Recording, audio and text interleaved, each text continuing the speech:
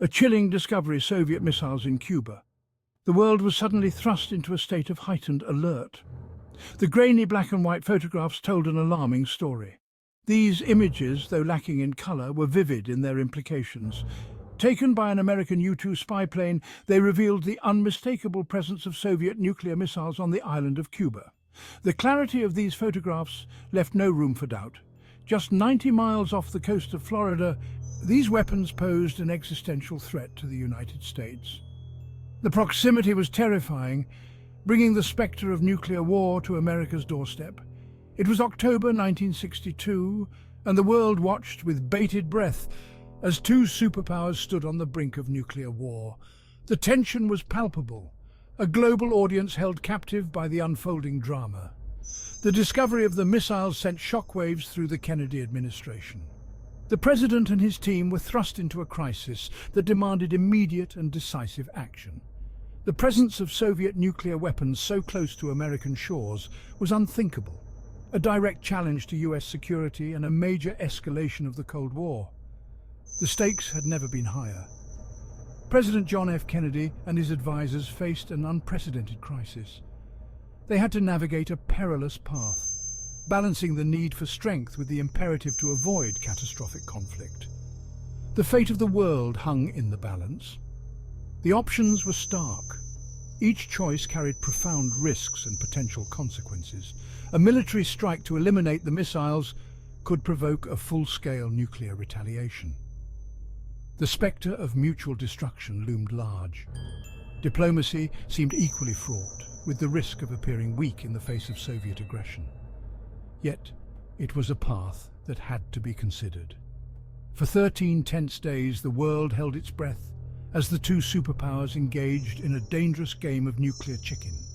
Every moment was fraught with the potential for disaster.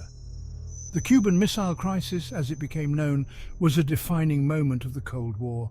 It tested the resolve and wisdom of leaders on both sides. It brought the world closer to nuclear annihilation than ever before, and its lessons continue to resonate today. The crisis underscored the importance of communication and restraint in international relations. It was a stark reminder of the fragility of peace and the devastating consequences of miscalculation in the nuclear age. The world learned that the brink of war is a place of no return, and the value of diplomacy cannot be overstated. To understand the Cuban Missile Crisis, one must delve into the icy depths of the Cold War, a period marked by intense rivalry and suspicion. Following World War II, the United States and the Soviet Union emerged as the world's two superpowers, each with its own vision for the future. Their rivalry, fueled by ideological differences and a struggle for global dominance, cast a long shadow over the latter half of the 20th century, influencing politics, culture, and even daily life. The Cold War was a period of intense geopolitical tension, characterized by an arms race, proxy wars, and a constant threat of nuclear annihilation. Both nations invested heavily in their military capabilities, leading to a precarious balance of power. Both sides amassed vast arsenals of nuclear weapons, each capable of obliterating the other many times over. This build-up of arms was not just a show of strength, but a deterrent, a grim reminder of the potential for total destruction. The fear of mutually assured destruction, or MAD, became a terrifying reality. The doctrine of MAD meant that any nuclear attack by one superpower would result in a devastating retaliatory strike, ensuring mutual destruction. In this atmosphere of mistrust and suspicion, even seemingly minor events could escalate quickly. Diplomatic relations were fraught with tension, and espionage was rampant. The construction of the Berlin Wall in 1961, for example, heightened tensions considerably. It was a physical manifestation of the ideological divide between East and West. The Soviets saw it as a necessary measure to protect their interests in Eastern Europe, while the West viewed it as a symbol of communist oppression. The wall became a focal point of Cold War propaganda and a stark reminder of the division of Europe. Against this backdrop, the Cuban Revolution of 1959 added fuel to the fire. The revolution was a significant event that shifted the geopolitical landscape in the Western Hemisphere.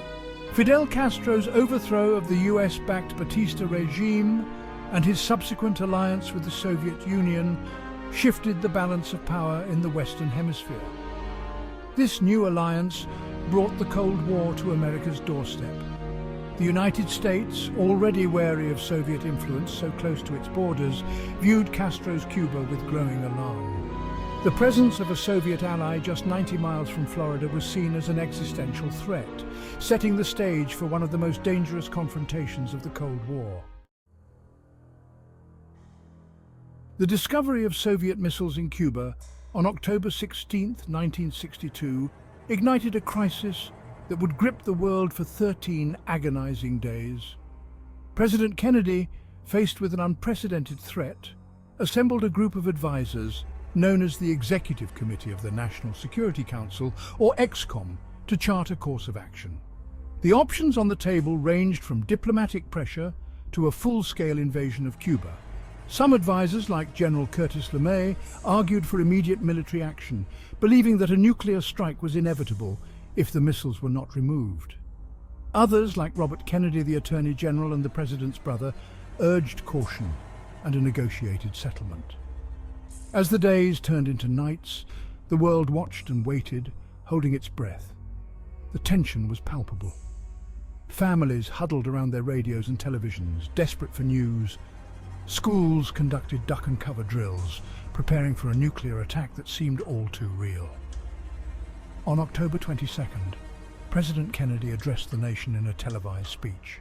In a somber and resolute tone, he announced the discovery of the missiles and declared a naval blockade of Cuba to prevent further Soviet shipments. He also demanded the removal of the missiles already in place.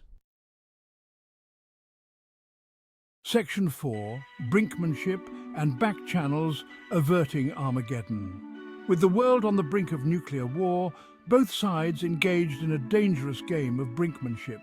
The stakes were incredibly high, and the tension was palpable across the globe. Soviet ships, some carrying more missiles, steamed towards Cuba, while US warships enforced the blockade. The naval blockade was a bold move by the United States, aimed at preventing further Soviet military buildup on the island. Tensions reached a fever pitch on October 27th, when a US reconnaissance plane was shot down over Cuba and a US Navy destroyer dropped depth charges on a Soviet submarine. The world watched in horror as these events unfolded, fearing that a single misstep could lead to all-out war.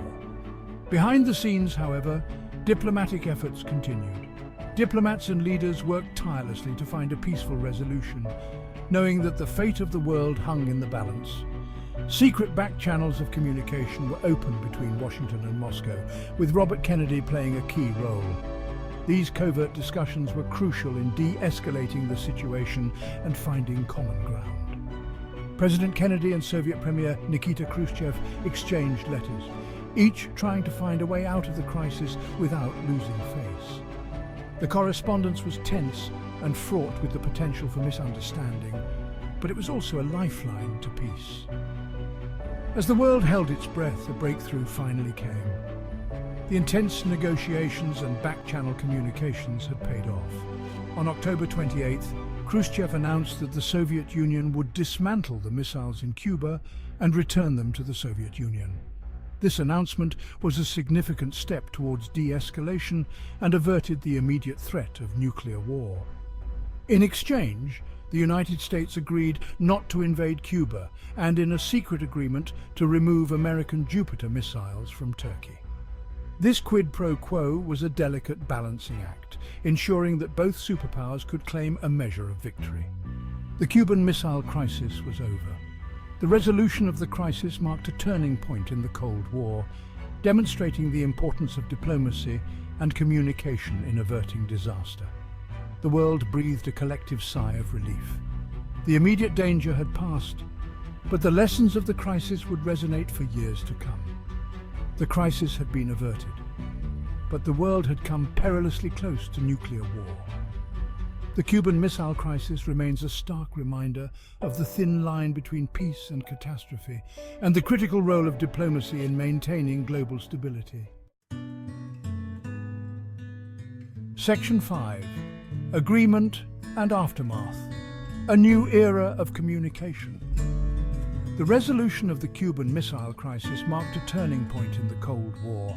Both sides, shaken by how close they had come to nuclear annihilation, took steps to improve communication and reduce the risk of future confrontations. One of the most significant outcomes of the crisis was the establishment of a direct hotline between Washington and Moscow, known as the Red Telephone. This dedicated communication link was designed to allow the leaders of the two superpowers to communicate directly and quickly in times of crisis, reducing the risk of miscalculation or escalation. The crisis also led to the signing of the Limited Test Ban Treaty in 1963, which prohibited nuclear weapons tests in the atmosphere, outer space, and underwater. This treaty, while limited in scope, was an important step towards nuclear arms control. The Cuban Missile Crisis served as a stark reminder of the fragility of peace in the nuclear age. It underscored the devastating consequences of miscalculation and the importance of clear communication and diplomacy in managing relations between nuclear-armed states.